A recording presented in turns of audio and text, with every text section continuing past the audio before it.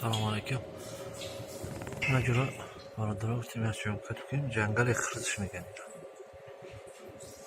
همین جنگل خرد هم خیلی به وقتش o جنگل خرد هم را بینی مشکل که یک پرچه پیاز هم نمیاد تشک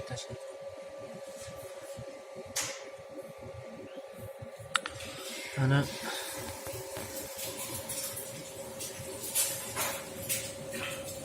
شکلی ماتشیا هفشه هم جنگل هم خیلی خیلی خیلی پر نما جنگل وطن داخل باشه خاک همه بید وقتی نگنم یا درختش میمونم روی نظام بود که هم آفیدم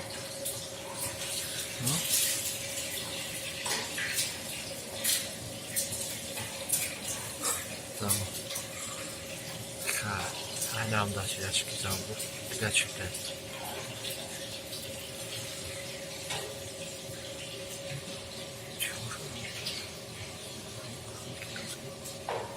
هفشه خیلی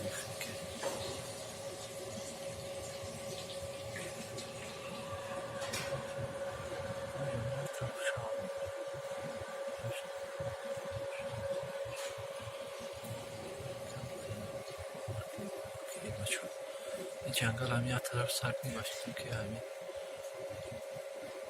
یا امار هیزو میکشم هر نیشخن بودم یا تماشاوی ندارم بهتره هفشه کنکری دانو بخدم اما اون دا وقتش با فکرم وطنوی خودم با وقتش با فکرم هم خیلی بدم روزی باور که هیچ شا نمیوی نگو نارسه شا نفهمیدیم هیچی خورش هم نمیوید که همه شا خوردن خورش هم خوردم باور کنید